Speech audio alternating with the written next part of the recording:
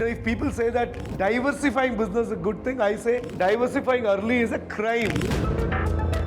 Many entrepreneurs fail because they think, I am right. Biggest mistake many entrepreneurs commit is when you think of leaders, you try to ship them from somewhere. When you bring leaders from outside and expect them to lead your team, which is homegrown, it's going to be very tough. Today at Freedom, after 14 years of my journey, tomorrow morning if I'm not there, company can run. We've got so many leaders. Mistakes are inevitable when it comes to any entrepreneurial journey. But most entrepreneurs cannot afford to make the same mistakes again and again. Well, welcome to Indian Money's YouTube channel. I'm Kirti Gosai, and today, once again, we have with us the founder and CEO of the Freedom app, Sudheer sir. Welcome, sir. Thank you. And today we are here to listen about the mistakes that you've made in your entrepreneurial journey and an advice to all the other budding entrepreneurs on what mistakes they shouldn't make. I think, I really don't know whether people are making similar mistakes, but I think I was just, when you told me about this interview, I was just listing down some of the mistakes I made. These 7 mistakes I want to share with them now are going to contribute. I mean, like if people can avoid these mistakes, can actually help them achieve what they want to achieve in probably 80% less time. Because I've been an entrepreneur for the last 14 years. When I started back in 2008, I was just 22. And I'm the first generation entrepreneur. No godfather, no guru when I started. And I think back in 2008 when I started, startup as a word was just happening. It was not even there in the limelight. And fintech was not even there as a term. So we started a fintech company even before the term was coined. In the journey, this was a pre-smartphone era as well. So in the last 14 years, I think most of my mistakes were made in the first 4 or 5 years. After that, I became very conscious and started, learning from my own mistakes and not to repeat them. But I think most of the entrepreneurs, when they start their journey today, I'm sure they go through some of these mistakes. They make it. So probably if I share these things with them now, they may not repeat them, and that would help them to fast pace their growth.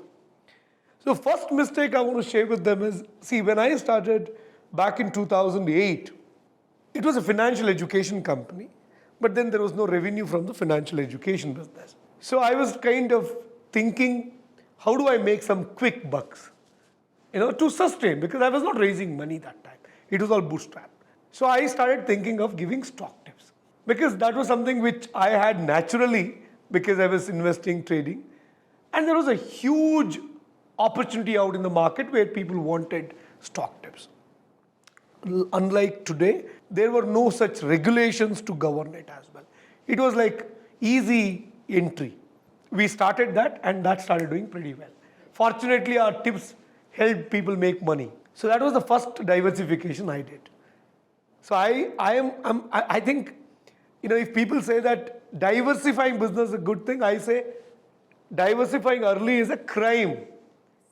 You're going to kill your own business by doing that. And I made that mistake. I wanted to build world's largest financial education company, but then I started giving stock tips. That's not education, actually. That's advice. So there's a difference between education and advice. We wanted to remain in education business, but we added advice, and that again was conflicting with our own core principle that don't trade in the stock market. But then that gave us money. But we were kind of, that affected our reputation in the market. It was drifting from the main Absolutely. Idea. And then when I started seeing money coming from stock tips and the core business, financial education, then I said, why not reaching out to the masses? So then I reached out to Press Council of India and applied for a press license, media license. Started our own newspaper called IndianMoney.com Journal. And when I started the newspaper, my calculation was different. That I am not going to make money much through the subscriptions or by selling newspaper, but I'll make enough money from advertisements. I had my own thesis around it. But then when I actually looked at it, no one was willing to give me advertisement. Because too small a newspaper, printing 25,000 copies, was not making any commercial sense for anyone to do that. Hence, we couldn't make that money, but I was burning a lot of money. The profits I was making in the core business and in the stock tips, I was burning here. Third vertical I created. Again, I was so passionate. I wanted to take it to more people, financial education.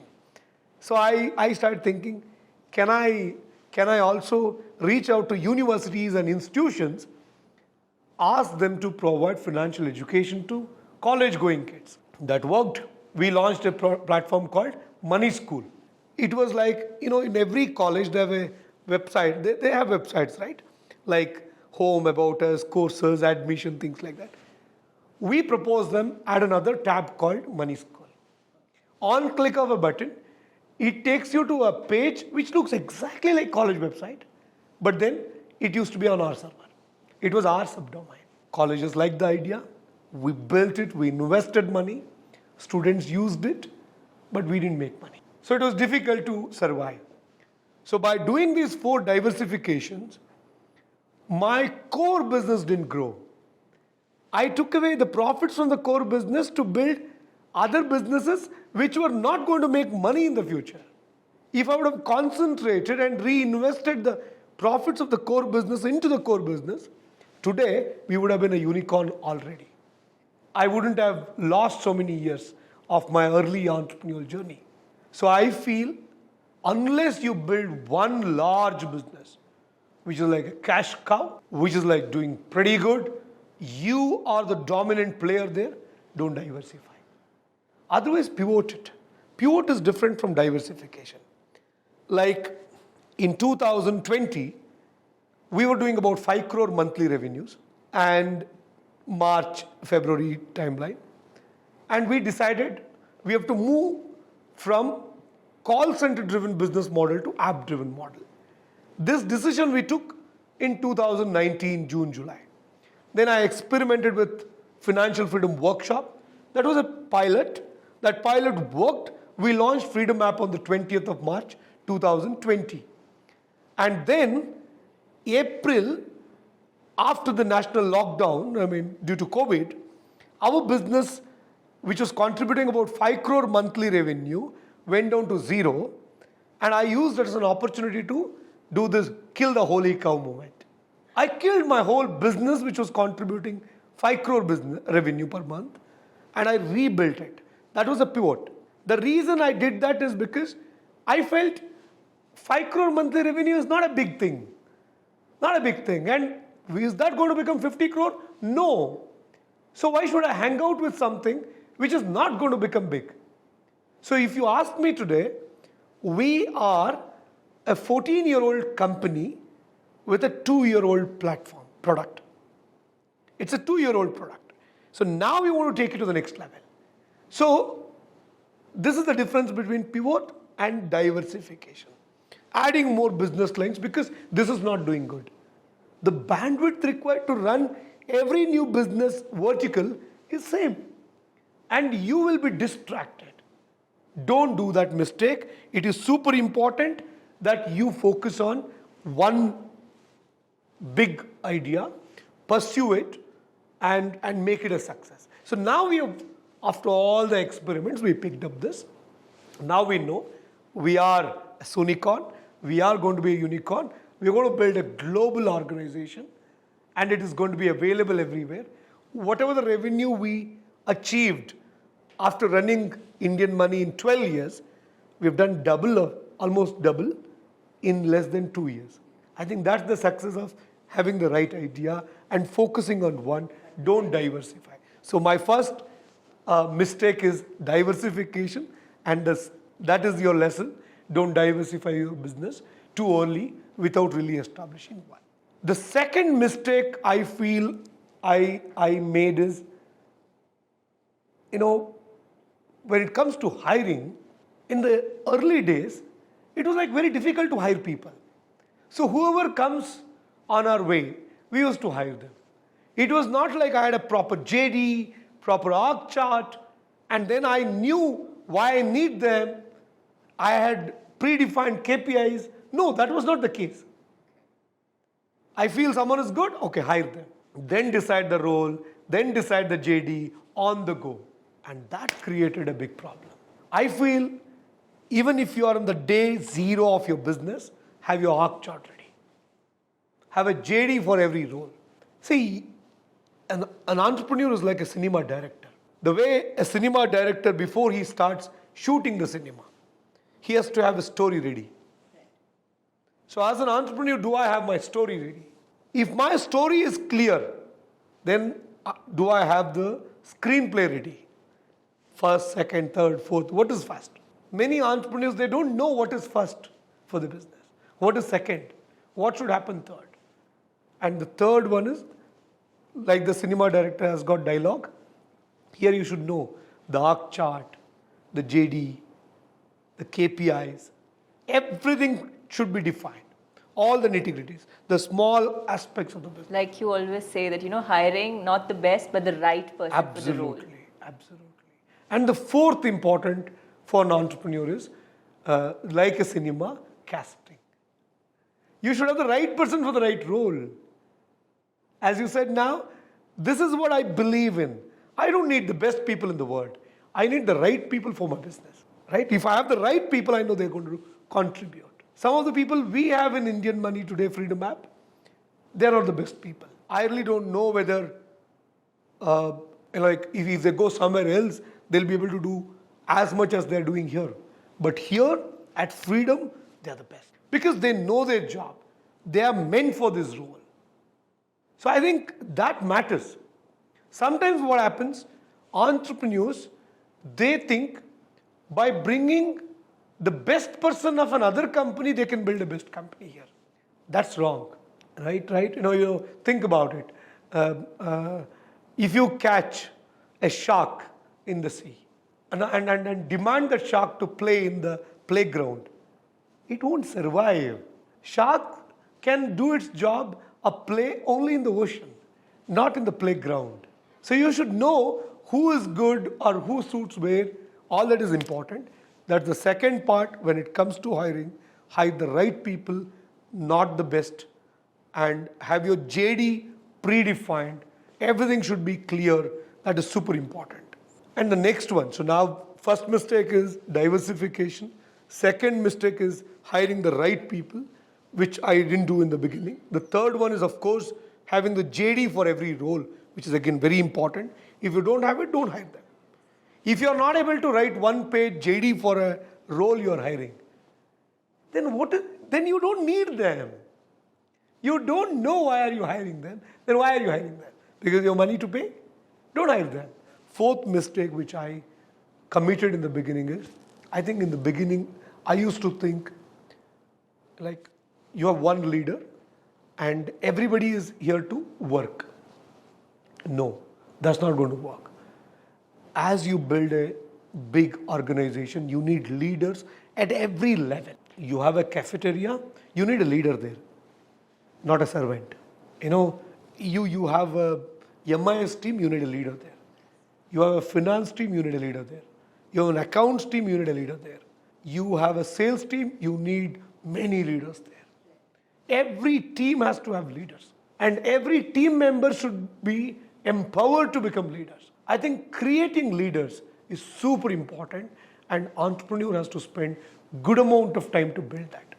But the biggest mistake many entrepreneurs commit is, when you think of leaders, you try to ship them from somewhere. It's okay, you can ship, but then don't expect them to deliver from the day one. Right. A true leader who's built large organizations or those, very, very few, of course, it has happened that they come from somewhere and they build. We've seen companies like Infosys struggling. They appointed Vishal Sikka as the CEO. They couldn't handle him. A homegrown leader who knows everything can actually do well. Narayan Murthy had to come back because of that. We have seen what happened with Tata Sons. Cyrus Mistry couldn't handle it. Ratan Tata had to come back. So when you bring leaders from outside and expect them to lead your team, which is homegrown, it's going to be very tough unless until they are exceptional leaders. It has happened, I'm not denying, but we have seen it within India, the two large business houses like Infosys and Tata Sons, we have seen that. So it takes time to prepare a leader. So that can happen only when an entrepreneur spends time with those people. Today, at Freedom, after 14 years of my journey, I think tomorrow morning, if I'm not there, company can run. We've got so many leaders at different strategic spots. They're there to lead it. They know what should be done. I think I come to office not to run the company, but to grow the company to the next level. Maybe my inputs are all about how do we expand the business. So in any company, as an entrepreneur, as a leader of the organization, you have to do three things. One is enhance. So enhance the capability of your people, enhance the quality of your product, enhance the quality of the service offered, enhance your brand presence, that enhancing part. Second one is expansion, replication part, adding more, creating more branches, right? Expansion part. Third is explore new things. Many entrepreneurs, as leaders of the organizations, they make this mistake. They spend all their time either in exploring always, or in expansion, or in enhancing. You can't be in one place. You have to be in all the three. So the right mix after spending 14 years as an entrepreneur, I have discovered is 60% in enhancing, 30% in expansion, 10% in exploring. It should not be other way around. Then you will suffer. That's the next mistake. I think creating leaders, and as a leader myself, or you as an entrepreneur, how you should spend time, you should decide. The next and the most important, the mistake I created is not having the right backup for key roles. What happened? I happened to meet a boy during my college days in one of the college competition. Then we became good friends. So this boy was in touch with me. When I started Indian Money, he got to know, and then I got to know that he was good in investments and stock tips. So I told you I started stock tips to earn money because business was not doing great. The core business was not doing great. So I brought him in to head our research wing. That was the core of the company. And June 7th, 2010 was my marriage. Got married. Then June 10th, I think I came back to Bangalore, 9th or 10th. Within 2-3 days, I came back. I was having dinner in my Bangalore house. I saw my emails. I got the resignation email from this boy with request for immediate relieving.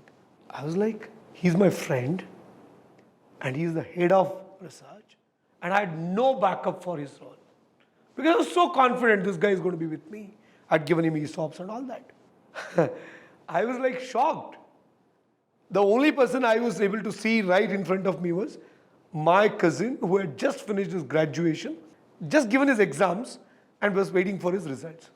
I told him, from tomorrow you are going to manage this. Because I had no option. Then I had to train him, prepare him. Fortunately, he was able to pick up fast. But just imagine.